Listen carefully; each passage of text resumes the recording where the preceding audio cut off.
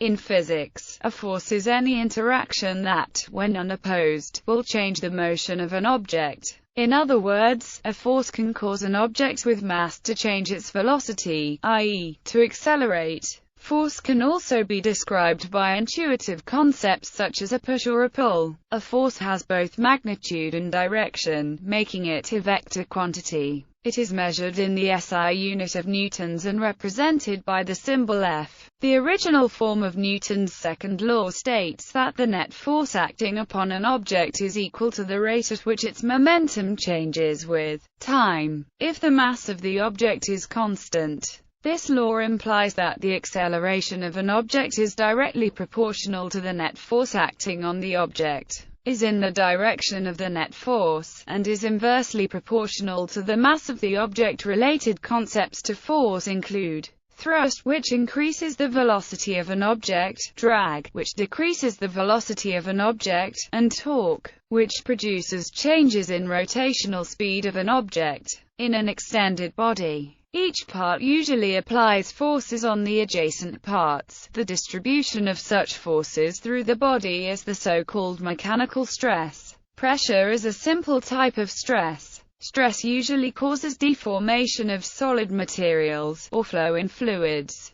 Development of the concept. Philosophers in antiquity used the concept of force in the study of stationary and moving objects and simple machines. But thinkers such as Aristotle and Archimedes retained fundamental errors in understanding force. In part this was due to an incomplete understanding of the sometimes non-obvious force of friction, and a consequently inadequate view of the nature of natural motion. A fundamental error was the belief that a force is required to maintain motion, even at a constant velocity. Most of the previous misunderstandings about motion and force were eventually corrected by Galileo Galilei and Sir Isaac Newton. With his mathematical insight, Sir Isaac Newton formulated laws of motion that were not improved on for nearly 300 years. By the early 20th century, Einstein developed a theory of relativity that correctly predicted the action of forces on objects with increasing momentum near the speed of light, and also provided insight into the forces produced by gravitation and inertia. With modern insights into quantum mechanics and technology that can accelerate particles close to the speed of light, particle physics has devised a standard model to describe forces between particles smaller than atoms.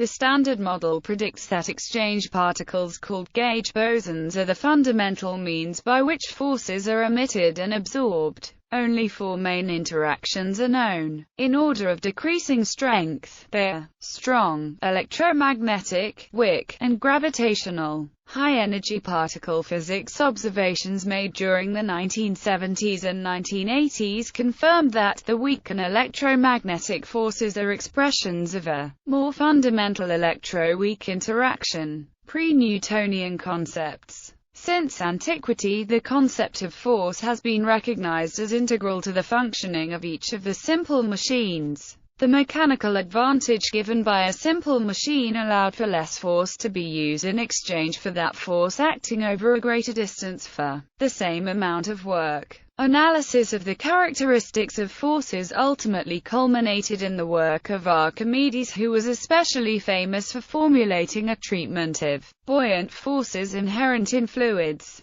Aristotle provided a philosophical discussion of the concept of a force as an integral part of Aristotelian cosmology. In Aristotle's view, the terrestrial sphere contained four elements that come to rest at different natural places therein. Aristotle believed that motionless objects on Earth, those composed mostly of the elements earth and water, to be in their natural place on the ground, and that they will stay that way if left alone. He distinguished between the innate tendency of objects to find their natural place, which led to natural motion, and unnatural or forced motion, which required continued application of a force. This theory, based on the everyday experience of how objects move, such as the constant application of a force needed to keep a cart moving, had conceptual trouble accounting for the behavior of projectiles, such as the flight of arrows. The place where the archer moves the projectile was at the start of the flight, and while the projectile sailed through the air, no discernible efficient cause acts on it. Aristotle was aware of this problem and proposed that the air displaced through the projectile's path carries the projectile to its target.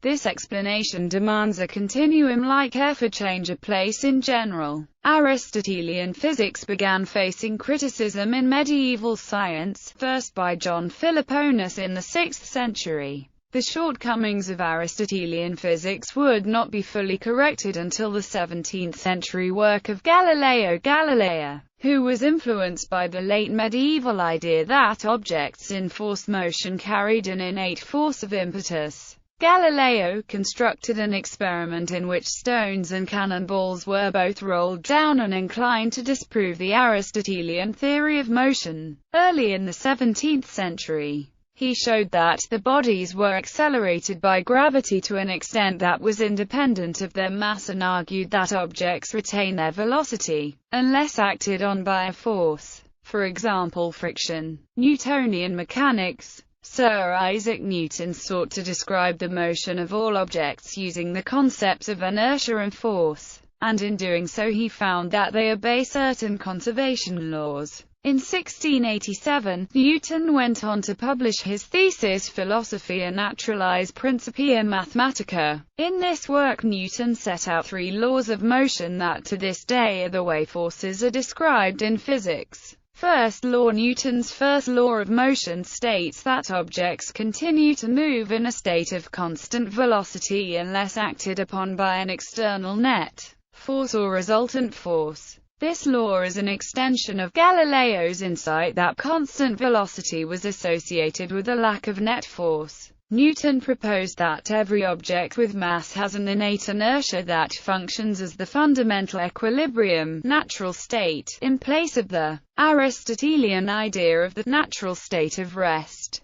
That is, the first law contradicts the intuitive Aristotelian belief that a net force is required to keep an object moving with constant velocity. By making rest physically indistinguishable from non-zero constant velocity, Newton's first law directly connects inertia with the concept of relative velocities. Specifically, in systems where objects are moving with different velocities, it is impossible to determine which object is in motion, and which object is at rest. In other words, to phrase matters more technically, the laws of physics are the same in every inertial frame of reference, that is, in all frames related by a Galilean transformation. For instance, while traveling in a moving vehicle at a constant velocity, the laws of physics do not change from being at rest. A person can throw a ball straight up in the air and catch it as it falls down without worrying about applying a force in the direction a vehicle is moving. This is true even though another person who is observing the moving vehicle pass by also observes the ball follow a curving parabolic path in the same direction as the motion of the vehicle. It is the inertia of the ball associated with its constant velocity in the direction of the vehicle's motion that ensures the ball continues to move forward even as it is thrown up and falls back down. From the perspective of the person in the car, the vehicle and everything inside of it is at rest.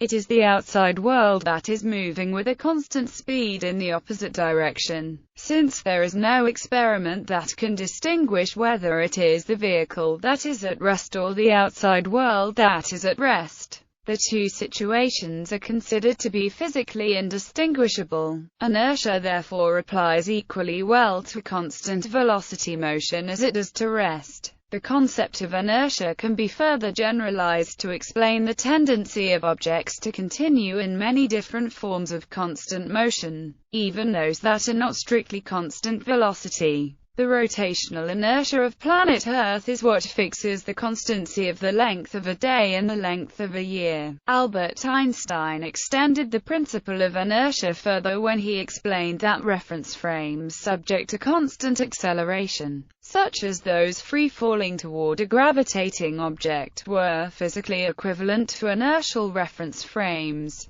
This is why, for example, astronauts experience weightlessness when in free-fall orbit around the Earth. and why Newton's laws of motion are more easily discernible in such environments. If an astronaut places an object with mass in mid-air next to himself, it will remain stationary with respect to the astronaut due to its inertia. This is the same thing that would occur if the astronaut and the object were in intergalactic space with no net force of gravity acting on their shared reference frame. This principle of equivalence was one of the foundational underpinnings for the development of the general theory of relativity. Second law. A modern statement of Newton's second law is a vector equation, where is the momentum of the system, and is the net force. In equilibrium, there is zero net force by definition, but forces may be present nevertheless. In contrast, the second law states an unbalanced force acting on an object will result in the object's momentum changing over time. By the definition of momentum, where m is the mass and is the velocity, Newton's second law applies only to a system of constant mass, and hence m may be moved outside the derivative operator. The equation then becomes, by substituting the definition of acceleration, the algebraic version of Newton's second law is derived. Newton never explicitly stated the formula in the reduced form above. Newton's second law asserts the direct proportionality of acceleration to force and the inverse proportionality of acceleration to mass. Accelerations can be defined through kinematic measurements. However, while kinematics are well described through reference frame analysis in advanced physics, there are still deep questions that remain as to what is the proper definition of mass. General relativity offers an equivalence between space-time and mass, but lacking a coherent theory of quantum gravity. It is unclear as to how or whether this connection is relevant on microscales. With some justification, Newton's second law can be taken as a quantitative definition of mass by writing the law as an equality. The relative units of force and mass then are fixed. The use of Newton's second law as a definition of force has been disparaged in some of the more rigorous textbooks, because it is essentially a mathematical truism. Notable physicists, philosophers and mathematicians who have sought a more explicit definition of the concept of force include Ernst Mach, Clifford Truesdell and Walter Knoll. Newton's second law can be used to measure the strength of forces. For instance, knowledge of the masses of planets along with the accelerations of their orbits allows scientists to calculate the gravitational forces on planets. Third law. Newton's third law is a result of applying symmetry to situations where forces can be attributed to the presence of different objects. The third law means that all forces or interactions between different bodies, and thus that there is no such thing as a unidirectional force or a force that acts on only one body. Whenever a first body exerts a force F on a second body, the second body exerts a force minus F on the first body. F and minus F are equal in magnitude and opposite in direction. This law is sometimes referred to as the action-reaction law, with F called the action, and minus F the reaction. The action and the reaction are simultaneous. If object 1 and object 2 are considered to be in the same system, then the net force on the system due to the interactions between objects 1 and 2 is zero, since this means that in a closed system of particles, there are no internal forces that are unbalanced. That is, the action-reaction force shared between any two objects in a closed system will not cause the center of mass of the system to accelerate. The constituent objects only accelerate with respect to each other. The system itself remains unaccelerated. Alternatively, if an external force acts on the system, then the center of mass will experience an acceleration proportional to the magnitude of the external force divided by the mass of the system. Combining Newton's second and third laws, it is possible to show that the linear momentum of a system is conserved. Using and integrating with respect to time, the equation is obtained for a system that includes objects 1 and 2, which is the conservation of linear momentum. Using the similar arguments, it is possible to generalize this to a system of an arbitrary number of particles. This shows that exchanging momentum between constituent objects will not affect the net momentum of a system. In general, as long as all forces are due to the interaction of objects with mass, it is possible to define a system such that net momentum is never lost nor gained. Special theory of relativity. In the special theory of relativity, mass and energy are equivalent. When an object's velocity increases, so does its energy and hence its mass equivalent. It thus requires more force to accelerate it the same amount than it did at a lower velocity. Newton's second law remains valid because it is a mathematical definition. But in order to be conserved, relativistic momentum must be redefined as where is the velocity and is the speed of light is the rest mass. The relativistic expression relating force and acceleration for a particle with constant non-zero rest mass moving in the direction is where the Lorentz factor. In the early history of relativity, the expressions and were called longitudinal and transverse mass. Relativistic force does not produce a constant acceleration, but an ever-decreasing acceleration as the object approaches the speed of light. Note that is undefined for an object with a non-zero rest mass at the speed of light, and the theory yields no prediction at that speed. If is very small compared to, then is very close to 1 and is a close approximation. Even for use in relativity, however, one can restore the form of through the use of four vectors. This relation is correct in relativity when is the for force, is the invariant mass, and is the for acceleration.